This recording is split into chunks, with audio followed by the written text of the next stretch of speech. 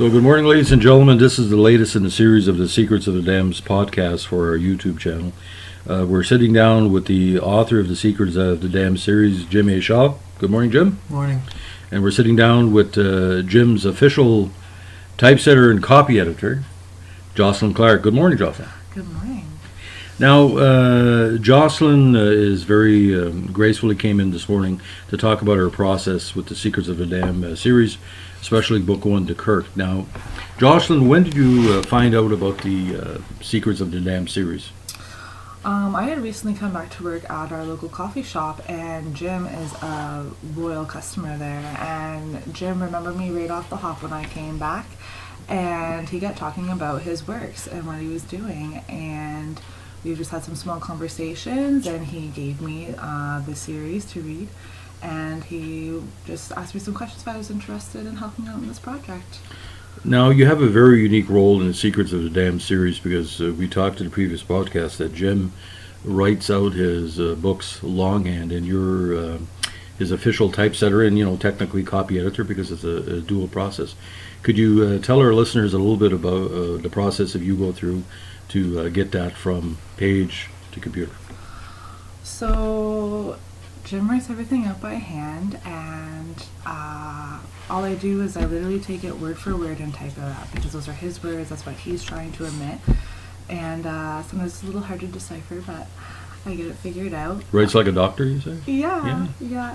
But it's really interesting to be able to have this opportunity because Jim has a really big talent and a gift for words. He is very descriptive, uses a lot of imagery, and you really feel, you can just picture yourself like in the moment in the story, you can envision it. And it's exciting. I want to keep on typing the next word and see what happens in the story. It's leaves you on edge. Yeah, it's a very unique process because you probably know already Alfred Hitchcock's wife was his kind of copy editor or lineup editor, and Stephen King's wife really encouraged his text. I think there was one case he threw away a manuscript and she had opportunity to read it and saved it. But in your case, it's very unique. I don't know of any other person like Jim, such a long novel writing longhand. Do you have a certain pace to it? Do you try to do a page at a time or a paragraph or what do you call description paragraphs at a time? I just write, honestly, because when I do this, I think of me being back in university and writing papers, because I kind of did the same process that Jim did. I wrote everything out by hand. I didn't type it. Okay. And then I'd go back, and that was kind of my editing. As I typed it up, I would kind of fine-tune things. So I'm literally just looking at the paper, and I'm writing a paragraph, and then I'll reflect on that paragraph, check everything out, okay, that looks right, sounds right, punctuation's there, and carry on. And you said you have a degree. You say you're in college? I took ECE at MBCC in Fredericton, graduated, and I've had a few years of university experience. I never completed a degree at the university level, but there is some background there with exposure to writing and reading. Yeah. Now, Jim, talk about the importance of Jocelyn with the process. You told me before she's invaluable to this whole situation. Can you describe what it's like to having a good friend like her be part of the process? Yeah, I can. Let me see. I find typing things out difficult. I find that when I'm busy writing, grammatical things sometimes slip in, and she's a safety net that catches all that stuff.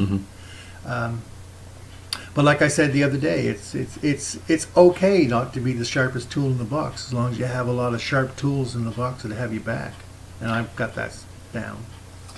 And I feel it's nice to have a fresh set of eyes because you're trying to get out all of these ideas, exactly. Right? And it's nice to be able to have someone else's input or... And I can't spell shit, so I really need that help. S-H-I-T-E, in case you're wondering if spelling shite. No, I'm just joking. I work in print, and I totally relate what you're talking about because there's multiple editors involved in any process. But Jocelyn, as you're typesetting the book, I know you said you did a good portion of the Kirk. You're working on some other projects. Book 2, I think it is, you said? She's been typesetting? Book 3 as well. Now... Book 1 and 2 were done by Carrie Albright. We'll mention Carrie as well. She's such a busy woman. Busy. Yeah. Not now, that Jocelyn's not. She's busy too. Oh, yeah. But Jocelyn, talk about, in recent weeks the project is getting more recognition. We're doing publicity, different stuff. Yeah, it must be fulfilling knowing that this project is moving forward. It's a very humbling process. I'm very grateful to be part of this project, and it's gratifying in a way that I can be like, yeah, like I was a part of this, even though I'm just writing, like copying Jim's ideas. It's like I was able to help contribute, like just So far. so far. Because there's other things that you might be doing down the road. But, And that's for a future podcast. It's- That's right. It's Sorry. just a very humbling experience that Jim came and approached me with this project, and it's exciting. Now, does this encourage you to do something similar for other people, or to seek out other paths in your own writing? Let's say, do you write, by the way? Do you write prose, fiction on your own personal As time? a child, actually, writing was a big thing for me. I loved to journal. Journal was a way for me to process things, and I would do poetry. Poetry is kind of my thing and how I express my emotions or feelings or what's going on. So, words aren't something that are unfamiliar in my territory per se. So when Jim is writing, like I can understand or feel what he's trying to express or go through or trying to make a point of. So, Jocelyn, being part of this, what we're playing in the long run, we're trying to get Jim's creations, aided by you and other people, to the next level of creation, either a pilot, showrunner. For people out there that haven't heard about the book, or you think that should be supporting the book into pilot or movie, what would you tell them? Like, what would you say to encouraging as a copy editor, I think it'd be crazy to not give the book a try. Honestly, open up the book and I was totally consumed and engulfed by the You story. can find the first few pages hard to get into. No, honestly, I found what I enjoyed about the book is that I am a Woodstock native. I'm born and raised here, and Jim uses some like historical things from here. Yep, Like he yep. uses the names, and I can relate to it. I can like place the setting, and I can envision it and see it, and I kind of feel special because Woodstock's just a little town in New Brunswick, but here's this young man who's writing the story and basing it on his roots and what he knows, and I think it makes the book very special. Well, actually, one of the big supporters of our project is my good friend, the actor Derek Hamilton. He's got a family in Woodstock. He's in BC now, and he mentioned something very interesting to me the other day. He said he really enjoys supporting the process because you got to promote local. What he meant by the artistic aspect of every small town in Canada is sometimes bypassed, and projects like this support local, and that's what you're saying. Yeah. Now, Jim and I talked about using local people to process to get it done. Talk about the fact that you feel Woodstock has kind of been bypassed from a cultural standpoint, because there's never been really many movies or shows filmed here. No, I Like, think there the was appeal a of movie Woodstock, filmed if somebody's here never once yeah. back like in the early Yeah. 90s. Yeah, it's called But if Ricky Six. someone's never been to Woodstock, can you tell that person in less than 10,000 words why Woodstock is so important to you and should be so important to all in New Brunswick? It's like going into the bar Cheers. Everybody knows your name. It's small town feels, and it's a very caring, supportive community. There's no problem if you need to go ask your neighbor for a cup of sugar. If you are broke down on the side of the road, you're going to have 5 people pull over. You know, there's a really strong... Even vampires. Even vampires, exactly. So Sorry, couldn't resist. it's I was told something at my graduation ceremony, and it was don't forget who you are and where you come from, and those roots they're instilled in you, and you're going to carry those morals and values with you throughout your life. And I can just find the book relatable per se, like with different like how the characters are. Like when I read The Kirk, Jim does not have a problem trying to make the point of, okay, this is how my character is. I didn't have to read 40 pages and try to decipher what this character is about. I knew instantly in that first sentence when the character was introduced of, oh, you have this type of personality, or this is how you're going to react. Like, Yeah, because for a lot of people that have read the book, And actually, new people that have read the book or new to the book, they've told me many times that Jack Stevens and the cast of characters, both good and bad, in the book are so well, no pun intended, drawn out. But Jim, I always just think the first time we have two people interviewing one person. Do you have a question for Jocelyn or something that you'd like to know that you want to have the readers know as well? We talked about some questions for Jocelyn in recent days. What is one question that you feel Jocelyn should tell the public about her participation in the book? Gee, you got me on the spot. I'm telling you, if you could interview Jocelyn, let's say you were me right now. If you could interview Jocelyn, what would be one question you want to ask her? Like in relation to her process, relation to her ongoing promotion of the book. Might say, why me? Said, why did you agree? That could be one. Hey, that's a good question. Why did you agree? We'll take his question. Why did you agree to help out Jim? You touched about it a little bit, but describe Jim, because you were friends, eh? Jim is a person. Jim makes me feel wonderful when he comes into the coffee shop. Jim is a very positive, upbeat person. He's never negative, and very supportive. And he's not afraid to let you know that. And it's nice to have a connection with somebody who you see them come through the door and you just have an instant smile. And it's like, great, I can't wait to see what we're going to talk about today. Well, to be perfectly frank, the day that you made me the sub was the day that you made the biggest impression, because the story... Well, Here's the sub-story. Here's the Yes. story. The sub-story. When Quiznos first opened, Quiznos is owned by Kevin Buber, and it's basically Kojak. Quiznos. There's a Petrocan and there's a Country Style. And a it's all yogurt under bar. the umbrella of Yogurt bar. Oh yeah, that too. Yes, TCP. It's under the bar of Kojak's.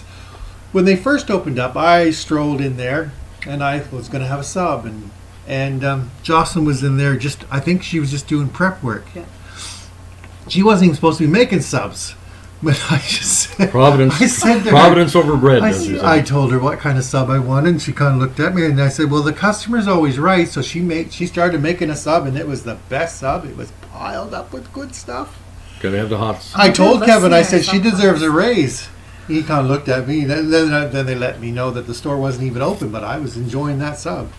Yeah, it's a unique because how people connect. Me and Jim, Jocelyn. I don't know if you know our background. We started as friends in a very unique perspective. I don't want to go into it, but he he basically was the cool water in a very hot situation between a couple of people, and we became friends. That's been 34 years. 34, yeah. 34. It's just flying by. The first 34 years is the easiest. The last 34 is going to be hardest.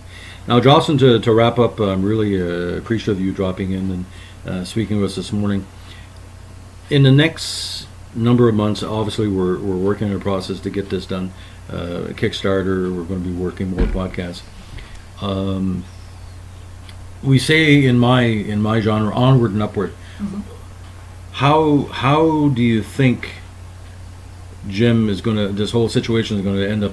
I think we can do it, is what I'm saying. You think we can do it? I Get think that you the can do pilot it. stage? If you want it done, go out and do it, because no one's going to do it for you. If this is Yeah. what you want, go achieve it. There's nothing holding you back, nothing stopping you. Exactly. And you have that type of personality, Jim. The answer's always no unless you ask. You know. Right. And don't forget, no backward means on. Sometimes no means we'll be on later. That's what I'm saying. And I feel, sorry to interrupt, with this day and age of technology, if you Mhm. were a writer back 30 years ago, Yes. you I know, was.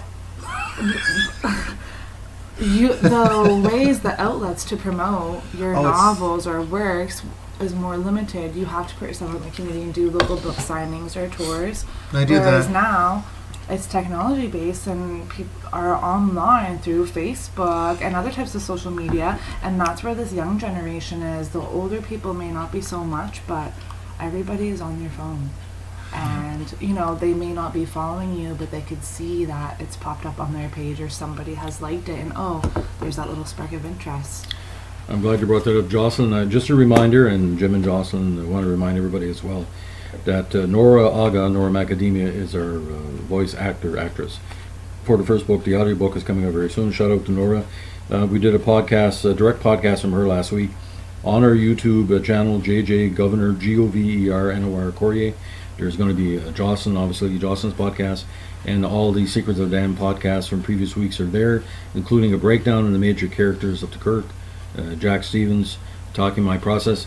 Jim can back me up. You asked me to do a podcast just on myself. I did. I want people to know who you are. Well, as an egotist, should be no problem. Good. But I might strain myself and pat me on the back. I decided to do a 5-minute podcast because if I did everything in my career, you're talking about miniseries, I just reached 7,000 page views on this podcast. And it's 1/10 of the readership I had with the Moncton Times, which is amazing. That was my goal, actually, to get 7,000 page views, our new podcast channel. For people who know me North Shore, this is a unique project for me. I never did this with any novelists in the province. This is a new territory for me. So I thanked Jim for allowing me to do it. Jocelyn, I thank you today for stopping in. And any last comments on our something you'd like to say to everybody? Just kind of going back to that you have never done anything like this with a novelist before. I haven't either, and I don't know if I could do it with anybody else because Jim makes me feel just very comfortable, and he wants to accommodate me instead of me as being the hired hand for him. I should be accommodating to his needs, and Jim is just very selfless like that. I just wanted to point that out. Yeah. I want to add something. Sure, go ahead. Laura Aga is going to be doing the second book as well. Oh, great. And when I get the third one done, she'll be doing that as well. Yeah. So you guys need to forget the printed books. Buy the audiobook when it comes out in February. Because I want this woman to make lots of money. But don't forget to buy the Kindle, because the Kindle's important too. Because Oh, yeah, you can buy the Kindle too. Or the Amazon, the original ones. Actually, there's a lot of people asking where we can buy both the book and the audiobook and the Kindle. Because some people have multiple platforms, because some people like a hard copy for, Another thing I want everybody to be looking out for is the Kickstarter, which is coming very soon. February is going to be a new level to the whole situation. We're going to be announcing various things. But you got to understand, this is a process. You didn't build the Egyptian pyramids overnight. You need a lot of people. And everybody's supported us so far, from 2 to 122. Thanks so much. There's family members that have reconnected with me after years, true to Secrets of the Damned. I know Jem Lavi's friends. The recent fundraiser for the food bank in Woodstock we did, shout out to Superstore and Soap, is helping raise over $400, which is a good amount of change for any type of charitable organization. We want to remind everybody, we're also on Facebook. Jim's is Secrets of the Damned, that's the Facebook site. We do podcast updates there on a regular basis. Jim Shaw on Facebook, Jim Shaw, but not Jimmy Shaw. But look for his smiling face and his beautiful wife. JJ Carrier on Facebook. You're on Facebook? I'm on Facebook, Jocelyn Clark. Jocelyn Clark. Don't forget Clark, no E. I think. That's right, no. Because you don't want the car dealerships throughout Ontario to be takeaway business. A lot of Clark dealerships in Ontario with the E. She's also a hero of the damned. She's on Facebook, Secrets of the Damned. Oh, as well. no, because she's one of our key heroes of the damned. Well, that's true. I'll have to A make a new heroine of the category. damned. A heroine of the damned. Heroine? Blush, Heroine? guys. Yeah, no. I'm blushing too, and it's because I'm diabetic. It's cold this morning. I'm always blushing when it's cold. Listen, thanks a lot to everybody. And again, I'm on Facebook, JJ Carrier. If you see a beautiful smiling face of my 3-year-old niece, Eleanor, that's a shout out to my... she got me wrapped around her finger. Say like Sting. Okay, have a great day, and as we always like to say in Woodstock, Peter Kirk. Bye.